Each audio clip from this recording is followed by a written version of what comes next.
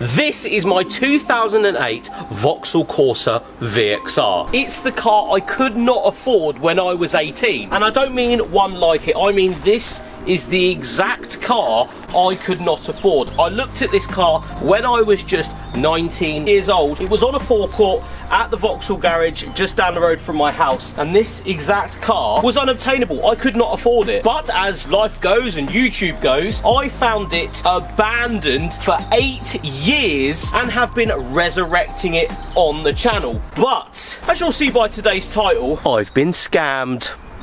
Yep, I've been scammed. But before we get into today's video, let's take a trip down memory lane. I'm 19 years old. I'm driving my Vauxhall Corsa C past my local Vauxhall garage, and this is sat on the forecourt, displaying a £15,000 price tag. There was no way I was going to able to afford this car. So I looked around it. I said, yes, this is cool. Look at the seats in it. That is such a sick car. But I knew full well I wasn't going to be able to afford it. And as years go on, I find myself at the garage, and this car is sat there. It's sat outside, ready to be MOT'd, be put back on the road. I realised subsequently after seeing it that that was the exact car I couldn't afford. So after bartering with the current owner, I was able to buy it on the spot. And of course, we, as I have already said, have been resurrecting it into a running and driving functional car on the channel. But the one big thing we needed to do was to sort out one of the common issues.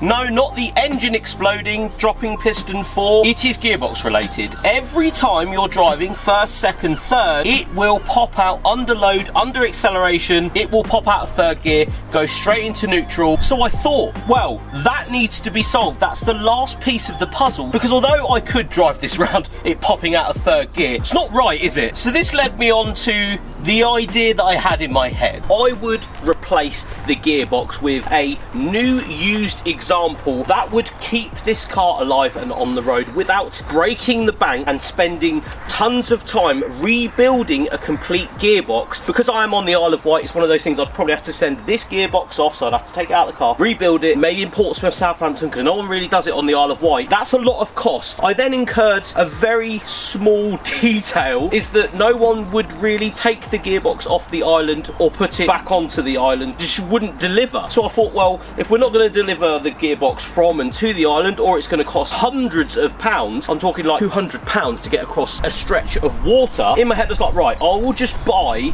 a gearbox that is good from a running and driving car, and we'll put it in. That's the most cost effective way. It will be here tomorrow, we can just fit it. So basically replacing the gearbox. But of course the whole I won't deliver to the Isle of Wight came out. No one on eBay would sell me a gearbox and deliver it to the Isle of Wight where I live. Biggest problem I have noticed in recent months is that no one will really send engines, gearboxes, sometimes even wheels to the Isle of Wight, and I can't ship it to an address on the mainland. Obviously from the Isle of Wight everywhere is basically the mainland at this point. So I was sat in the same predicament that I was. I had a car that was, you know, popping out of third gear. I couldn't deliver or bring a gearbox to the Isle of Wight, and the huge risk of, you know, someone saying, yes, the gearbox is working, cool, getting it here, paying £200-300 in delivery charges just to get the gearbox here, then to find out that it isn't right once we put it in the car. I don't want to go down that route. It's multiple hundreds of pounds to get to the same situation that we're in now. But there was one last avenue I did not try. I hadn't tried social media yet. I thought with the small following that I have, I could probably be able to get someone to at least bring one to, you know, Southampton, be able to maybe bring it over in the back of a van, something like that. So I jumped on Instagram, funnily enough, and noticed that someone had started following me. A subscriber, a fan of the channel, which I was very, very happy with. This isn't against, you know, subscribers or anything like that. Their name was All Vauxhall Part Out. They had over 1,000 followers, tons of stuff for sale on their Instagram page. They looked like a pretty legitimate business from my naive point of view. I still live in a world where I think you should trust people. I live in a society, I think, especially on the internet, where I do try not to make assumptions about people when I first meet them, because thankfully, due to you guys and, you know, running this channel and stuff, I've met so many amazing people and never think that something bad is going to happen out the other side, and that's exactly what happened. So as I bring bring my phone out. So I said, thank you for following me. You know, you follow me on Instagram, you obviously watch channel, cool stuff like that from, of course, the Vauxhall Corsa VXR videos. Have you got any gearboxes? Because I'm struggling to find a decent, reputable place that is going to sell me one, and someone that is going to send one to the Isle of Wight. Someone that sends stuff all the time. Where are you located? I said, unfortunately, it's the Isle of Wight, but can you post it? Is there any way of putting it on a pallet? That was, of course, the biggest problem I found with other people on eBay. They were a bit, you know, hesitant to really put something on a pallet and send it over a stretch of water, which is a shame, but I thought I'd give it a try. We'll send details tomorrow morning, including price. Perfect. Next morning comes around. Hello mate, got a gearbox, fairly used, still in good condition. If okay to send my email address, phone number, and I can have it shipped. Perfect. And I was just, you know, doing my due diligence, making sure that I was buying the right thing. Does it go into all gears? Does it jump out of gear? Have you tested it at all? Well tested mate, no crunching, goes in all gears. £280 shipped, if that's okay. Absolutely perfect. I was looking at about £200 to £300 for a used gearbox that was in relatively good condition that would keep this car on the road, and, you know, say the 80 quid is for shipping. Absolutely perfect. So I said, well, do you take card payment? And this is where it started to go downhill. I do a lot of internet things, so I do use PayPal or a credit card to cover myself in situations that are not desirable, as in people are leaving places with your money and not giving you what you have paid for. And of course, that's exactly where this is going. But giving it the benefit of the doubt, I was like, do you know what? Can I ring you and use a card machine? Can I do it that way? Is that the best way of doing this? The answer back was, send me a picture of the front and the back of the card with receipt. I said, no mate, I can't send my card details over the internet. Of course, that's a very silly thing to do. Don't ever do that. I said, do you know what? PayPal might be better. I think that's the best way to do this. I can then monitor what's going on. It can come off the card I was going to use, and it can go through the PayPal account. Now, of course, because of what I do, clothing and stuff, PayPal have been my very good friends for a very long time. So my business PayPal is always heavily monitored, I think, by PayPal, which is fantastic. And as you'll see, he sent over an email address, Tommy Brook. Now, what I actually did now was went on to social media and stuff and looked up Tommy Brook just to make sure that I was sending it to a real person, and funnily enough, accounts did come back. There was genuinely people with Vauxhalls really that were named Tommy Brook on Facebook. There was one on Instagram, so I was like, do you know what? I think this could be legit. He's obviously a subscriber, and this isn't me having a go at people that watch my channel and stuff. But of course, I was led into a false sense of security, thinking, well, he's doing me a deal here, send the money over. So then I, of course, sent the money over, sending £280 to someone that, now I look back, I didn't see a picture of the gearbox. I couldn't really find an exact profile behind this account, and that didn't draw up the flags at the time, because I thought, well, I'll be supporting a small business, I will be supporting a subscriber to the channel. That is absolutely perfect. It's exactly what I'm here for, and I've done this multiple times before. I've sent people money that have watched the channel and they've sent the goods, because I always want to make sure that if I am able to, you know, buy a car and you guys have something for it, I want to buy it from you. I want to fill your pockets with money. I want to make sure that you guys are getting something out of watching these videos. So of course I'm going to try and buy from, again, someone that watches the channel, someone that is enthusiastic about the cars, that knows what they're talking about. So that is perfect. So sent it over. I even did an Instagram saying, all Vauxhall part outs, gearbox is on its way, woohoo! Sent the address over, all good. Here's where the problems start. I then receive a message. Hello mate, I have a problem at hand. All payment received yesterday using my business PayPal. So he's basically saying the money's going to be released on a Friday. At this point it is Saturday, and yes, I know I have, you know, sent money on PayPal quite a lot. So I know full well that they do hold their money from time to time. They do a pending on the money. That's absolutely fine. I do get it. Please can you help me out with £100 so I could ship the gearbox? We'll refund all your money on Friday. I promise we can do that using my private account. And this is when I was like, no, I'm not going to send you any more money because that's silly. Just keep me updated. I checked my PayPal. The money had, although completed on my end, of course sometimes that doesn't show what's happening on the other end. You might be over a threshold. You might be having to wait for the next month because, you know, there's caps on how much you can use PayPal. So I was like, that's absolutely fine. Thanks for understanding. Cool. So that's Sunday. Thursday comes. Hey mate, any news on the payment? It will release tomorrow morning, but we only have a brand new Corsa VXR gearbox. Do you want to make a deal on that? And this is where I started thinking, hold on a minute, I've already bought something, and that's how much I wanted to spend at that, you know, certain point in time. I don't really want to be giving you more money for absolutely no reason. And this again is, you know, from his end, a great way of getting more money out of people. I said, I'm after a used one, not willing to, you know, pay the difference, although I probably should. And then he says, sorry mate, my business partner sold the one that, you know, he'd sold to me because I was at work, but I'll make it up to you. Okay, so what's the difference in price? It's $450, but I'll do it for $400. Then I said, have you got any pictures of it?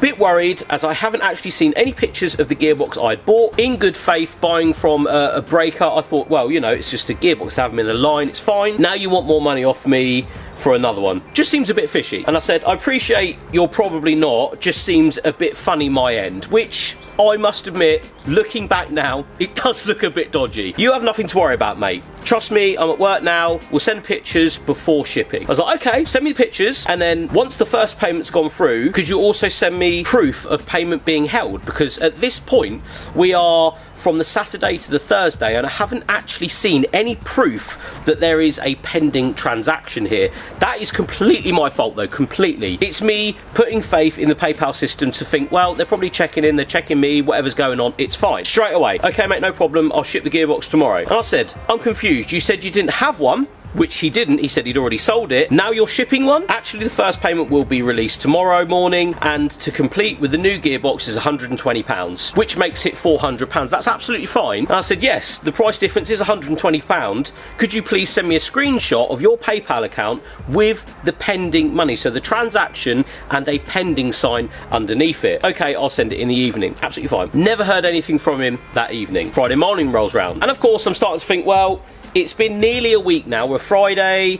I sent the money on Saturday. I'm starting to think, well, it sounds a little bit fishy. I've already told him it sounds a little bit fishy. Maybe we shouldn't be doing this. Maybe if you still have the money pending, send it back to me. And I said, you got the money. It was released this morning, mate, but you need to complete the payment so I can ship ASAP. Complete the payment? For the new gearbox, mate, £120. Send me details for payment so I can ship it within 3 hours. I said, right, I'm not sending you any more money. You haven't given me proof of the pending transaction. I haven't actually any proof of a gearbox that's been sold, let alone the new one that you want me to pay another £120 for. And yes, don't get me wrong, right now it sounds like that I am getting tucked up. I know full well I'm getting tucked up. In fact, I feel like Monday morning, Tuesday morning, I sort of started to think something's not right here. Alas, I carry on. And I said, not sending more money, mate. If you haven't got what I bought, then I'd rather just have my money back. Here's my PayPal account. That's my PayPal account. Send the money back. Now, I'm well within my right to ask for my money back because, again, I haven't actually seen a transaction pending. I haven't seen any proof that the gearbox is even sitting, waiting to be shipped. I will ship you the new gearbox, mate. Just wanted you to understand the money won't be okay. I said, you know what? Here's the deal then.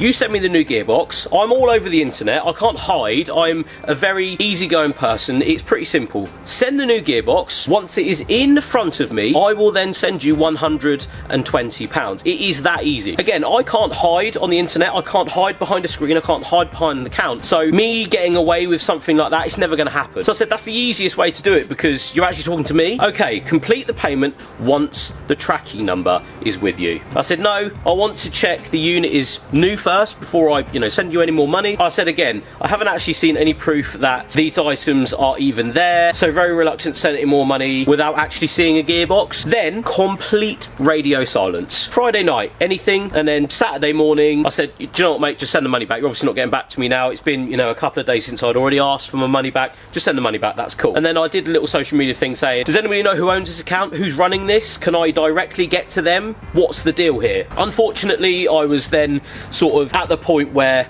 I knew he was seeing my messages. I knew that he was, not responding. So I took it up with PayPal to say, listen, this has happened. So yeah, that's what happened. I tried to buy a gearbox. I couldn't buy a gearbox. I then put faith in someone that was following the channel, which is really cool, and I always really do try to do that. This isn't against, subscribers or anything like that. I just wanted to support a small business by giving them money. That's why I sent the money in the first place. I wanted to get it done and get it in the car. So thankfully from the other end, because I used my credit card, because I used my PayPal, I've been able to get the money back. But the odd thing is, we got to the point where the money had been paid and the radio silence came in, and I don't know if he knew, but I'd used PayPal anyway so I could get my money back. Basically what happened is, you've sold a product, taken the money for around a week and a half, and then I've got my money back. It just seems a lot of effort for absolutely no gain whatsoever. And this is the thing with the internet and, using credit cards and using PayPal PayPal, I try and use that because there is a backup on it, and you're able to, you know, if it doesn't work out, able to take it up with them and get your money back. It just seems really, really odd to me that someone would go to all them lengths to then not actually get the money out. It just seems so backward. So I have two deciding things on my head. Did he genuinely have a gearbox? Was it genuinely sold and, you know, there was a new one and he just needed the money because he didn't have enough money to actually send the product to start with? Then when I said no, he just didn't really know what to do, because I always give people the benefit of the doubt. I'd always like to give people the benefit of the doubt in situations like this. But of course, as you've just saw, as you've just read, as you've just seen, it looked like from square one I was just trying to be scammed out of the money.